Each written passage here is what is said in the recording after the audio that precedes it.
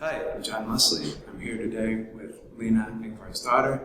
She was the senior producer for franchises like Star Wars Battlefront and also FIFA. And she's moved on to Bonfire Studios where she's heading up production. Thanks for being with us. Thank you. It's good to see you again. Likewise. So can you give us all kind of a quick background on your experience in the game industry? Yeah, so I am an Icelandic industrial engineer who never meant to be in games and actually started out as a project manager in pharmaceuticals, but then got an opportunity at CCP in Iceland working on EVE Online and was there for 5 years before moving to Ubisoft and then to Electronic Arts where I was at DICE for 4 years and then at FIFA in Vancouver for 2 years working on kind of strategy, and now I'm with a startup called Bonfire Studios in Southern California. Excellent. And we met at the DICE conference in Portugal, where I saw you give an amazing talk on diversity in games. Thank you. And we've kind of been in touch ever since. So thank you again for doing this. Yeah, it's my pleasure. I want to kind of get a feel for your current project. What's kind of the team size? What's the duration of the project? Yeah, so our Bonfire is a new studio, kind of comprised of a lot of senior developers from different companies. It's come together. We're a little less than 30 people right now, and then we have a development team of just a little over 20, and we're working on our first game, which is a new IP. And so everything else, as befits a startup, is very secret. Right. Has anything been announced yet? We've announced that we're focused on, we're making a multiplayer game on PC and that we're using Unity. Okay. Good to know. And you also, I believe, are using Favro. We are. Some of us are using Favro. We are working in a very agile structure. So we have freedom with the tools that we're using within the studio, but a lot of our engineers use Favro for their planning. And what they like about it is that it allows them to have a very great overview. Some of them are remote, they move really quickly, a lot of their tasks are quite independent, and they like to be very planned and organized. So for them, Favro works really well. But what I like about Favro, thinking about it from other perspectives than just for the engineering team, is that it's really super flexible. You can adapt it to the needs of the team or the pod that's using it. And it doesn't really require kind of a one-size-fits-all methodology. And what I found in the past is that if you make people use tools that they don't like, it gets them really frustrated. And what an engineer needs versus an artist needs versus a designer needs can be very, very different. True. So you feel that Favro is unique maybe in that it can fulfill the needs of all those different disciplines. It feels that way, and I mean I've worked on super big teams previously, teams of many hundreds of people, and now working with a pretty small team, and I worked in kind of different team sizes in between, and so I think that what really appeals to me about Favro is the fact that it seems like it can serve the needs of teams both very small but also very large. So I can see it sort of be a tool that you can start off using in a pretty shallow way, and then as you kind of pick up confidence, you can start to use more and more advanced features and build more and more complex plans. Great.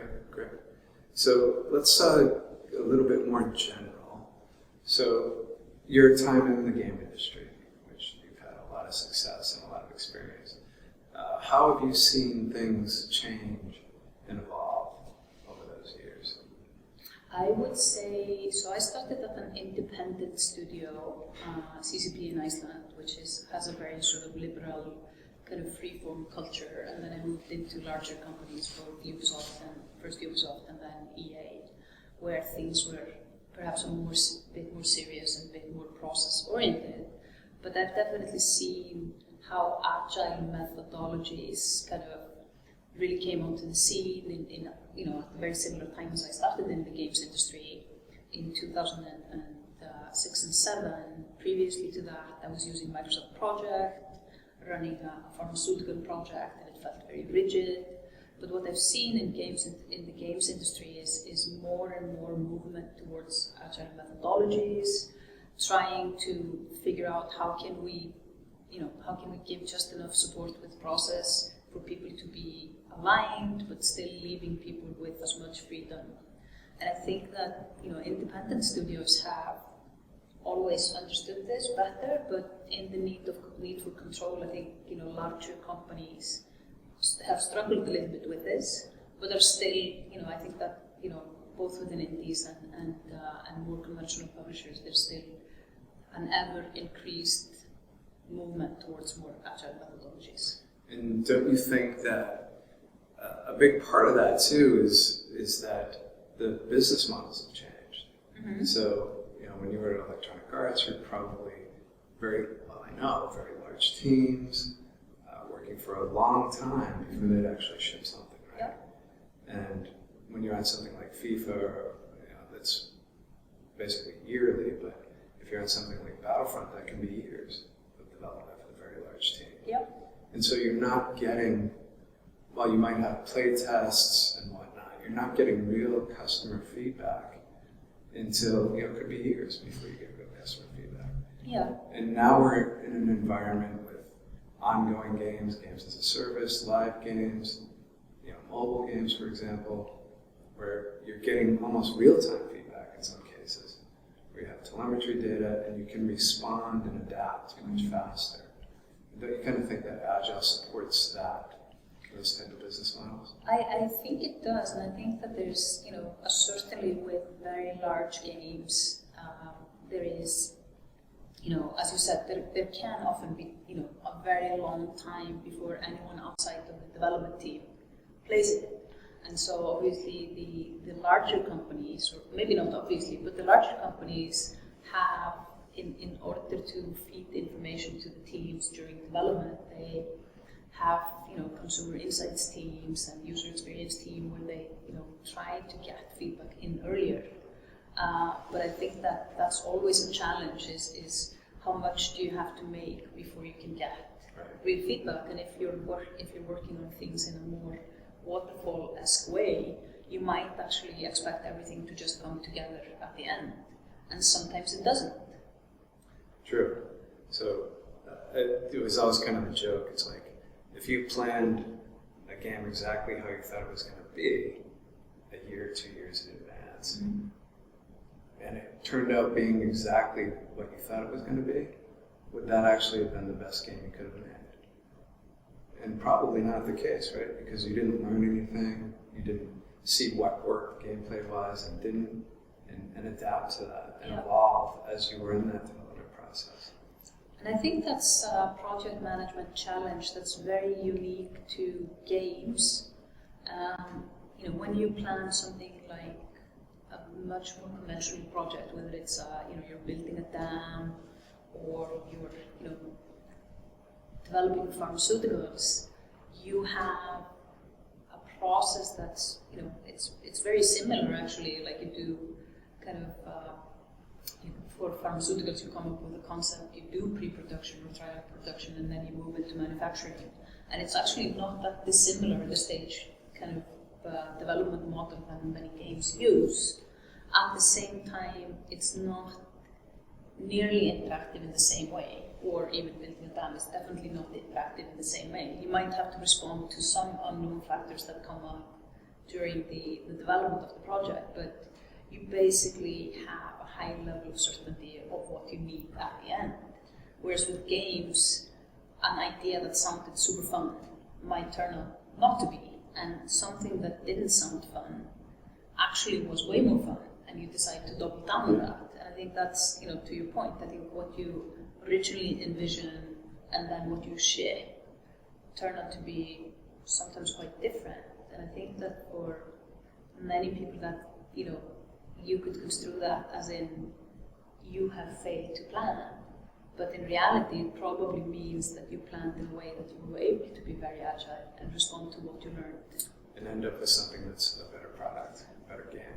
Would always be the ambition, but I think that there's also, like, I feel like oftentimes plans, or people have the expectations to plans that, you have a plan and the idea is that you execute as closely to the plan as possible, because that's what you do in more conventional project management. Right. And that's where I think that, I think games have struggled with that in the past. Because they tried to adapt old project management models that just didn't fit, maybe. And because a dam doesn't have to be fun. A dam doesn't have that very subjective fun factor that you have to capture in a game. And that's something that you can't tell if it's fun until you actually play it. For sure. So I think we totally agree that Agile is a better way of working for game development, because it's built to embrace change and adapt to that change. So how would you say maybe Favro also helps with that adaptability and that concept of embracing change? So from my experience using Favro, again, I think it's the fact that it's pretty easy to use to surface information within a team, and it's just user-friendly in a way that it doesn't feel like a big chore. Now something has changed, and I need to go update my plan and move all these Gantt chart around or whatever it is, and then I need to kind of share that out to the entire team. It feels easy and lightweight to use and flexible, and so from my perspective, I think that it's not intimidating in the same way that a lot of systems that I've used previously. And it's not. It's probably safe to say also that it's not prescriptive, where it's not saying you have to work. It's obviously architected to work in a very specific way. Yeah, no, it's not like, okay, I'm making this assumption about this is how you run your project, and you kind of have to bend to that structure.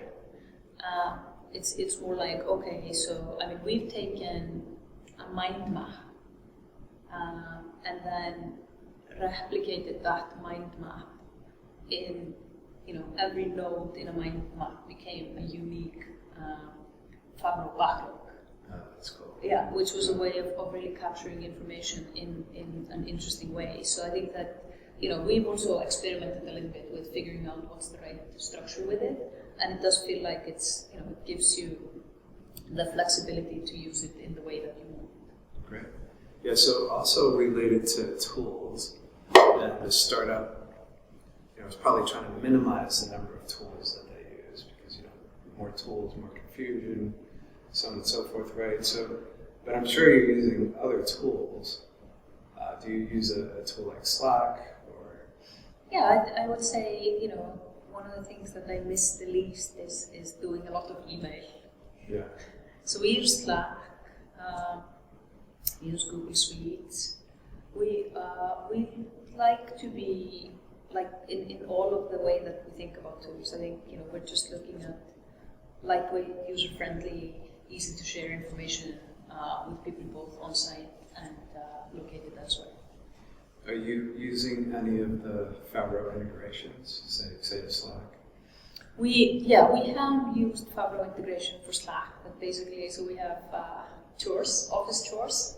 So some of us take care of being a DJ, and others take care of the kitchen and cleaning. Part of it in a startup. Yeah, in a startup, everyone does everything, and so we use the Favro integration for that. So once you get assigned to these chores, I love it. That gets served through Slack. That's another unique use of Favro.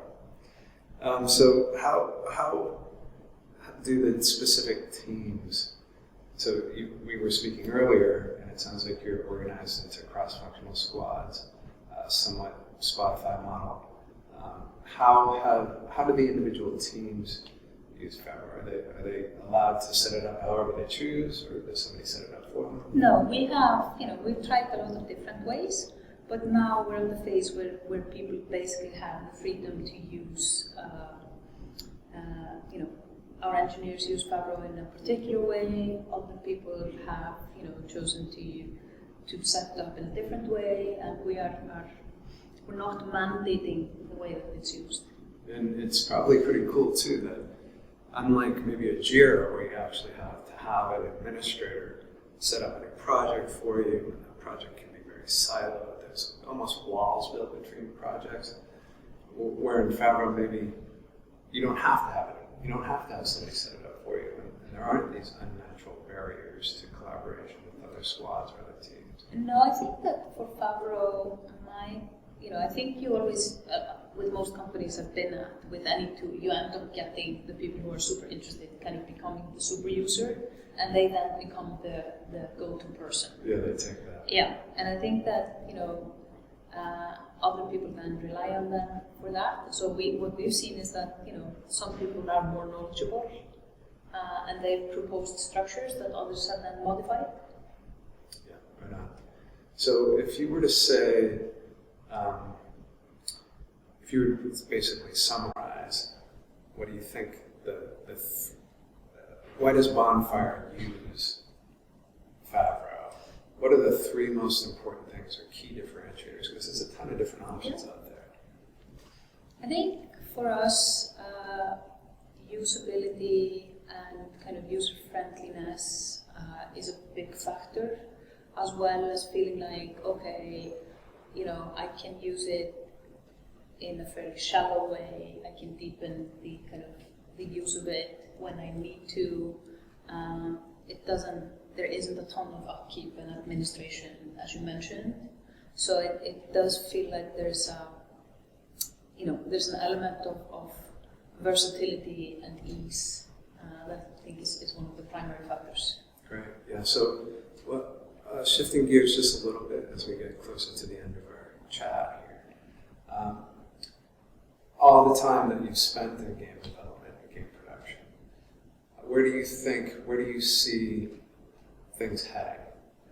If there's one constant in the game industry, it's change. Mm-hmm. As far as business models, now there's AR, VR, XR, whatever you want to call it.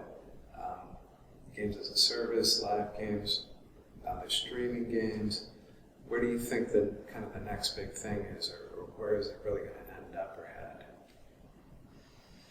I think the thing that I have been thinking about quite a lot lately is that we are way past it, but I don't think we all realize it, is that everyone plays games. You mentioned the diversity talk that I gave at DICE 2.5 years ago, where I was basically arguing that games should be made by more diverse teams to appeal to a more diverse group of people, and I think that that's happening. That is really picking up speed. I see a lot of people playing games. I see my daughters playing quite a lot of games, and I think that we will stop thinking about gaming as some kind of a niche interest and more of a global pastime, similar to watching movies or listening to music or reading books. I think games are just a medium, and it's an incredibly powerful medium because it's so immersive. And so I think that we are just continuing to see a divergence from the typical boxed product game and games being used to tell very different stories across different mediums. But what I think will be constant is that people are going to engage more and more and more with games. Right. Yeah, I totally agree. And I feel that it's basically blending into just the culture overall. Yep. As far as, you don't even think about it. Do I watch Netflix or do I play a game? If you're doing both at the same time. So it's becoming ubiquitous. Absolutely. It's not gender specific anymore. No. It's truly just, especially to newer generations, it's just embedded in the culture, which I think is great. I think it's great for games. And in my opinion, and I'd like to get your take on this too, again, as we get close to the end, as far as the maturity of the game industry and things specifically, which is great in your bailiwick with production and running the teams and helping the teams collaborate, protecting the teams even. What's your take on this the continued problems in the industry with workforce abuse, with crunch time, with everything that we think we were getting better at, but it seems to not be getting better. I don't know that I agree that it's not getting better. I mean, I think that, similar to diversity topics, which used to be, not that, I mean, that wasn't really a part of the conversation when I joined the games, 13 years ago. Now it's a very broad, complicated, but vibrant conversation.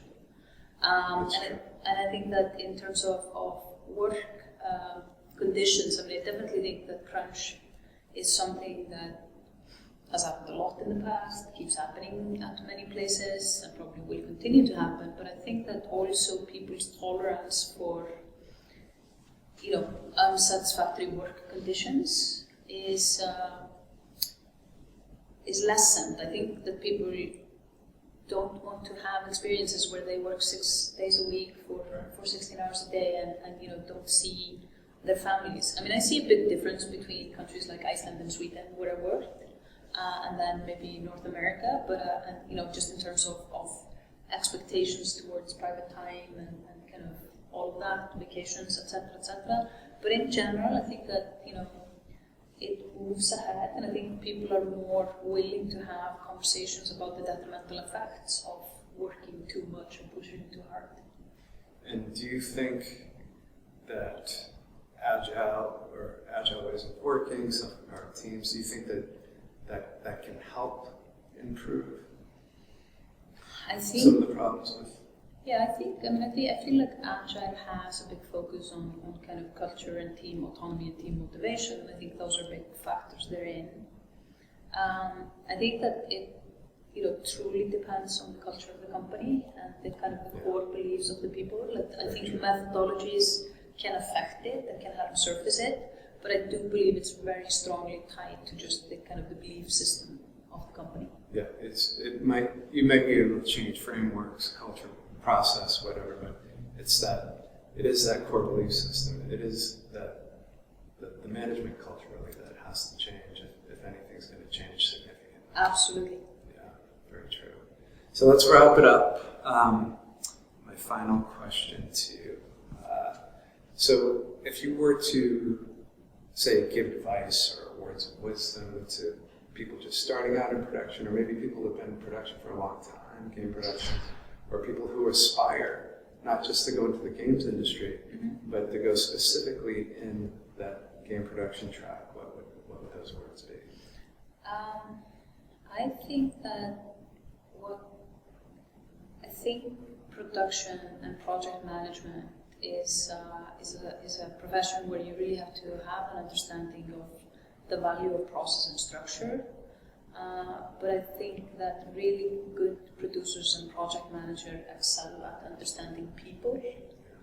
So I think I would ask people to think about that. Do they really like people? And do they want to really empower people and make them successful? Right. It's not just about playing games. No, right. It's a lot about making people feel awesome and inspired and really want to make something awesome.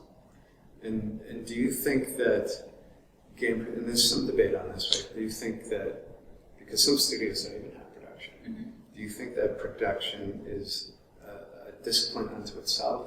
Do you think it's a necessary function? I think, I don't want to talk myself out of a job, but no, I think, yes, it's certainly necessary to have someone or a discipline that thinks about organization and processes and how you're going to set up the collaboration to be successful. I think that can be also something that's co-owned within companies, and I think some companies have done it well where they don't have specific producers, but I think the work of organizing and planning needs to happen. Yeah, or maybe not. Maybe you have a lot of great ideas, but the focus, the collaboration doesn't happen, especially in games where it's very difficult because there's so many disciplines that have to come together to get to an end result, something you can actually play, something you can sell. So anyway, thanks very much. Totally appreciate your time. Lovely to see you again. Likewise. Thank you so much.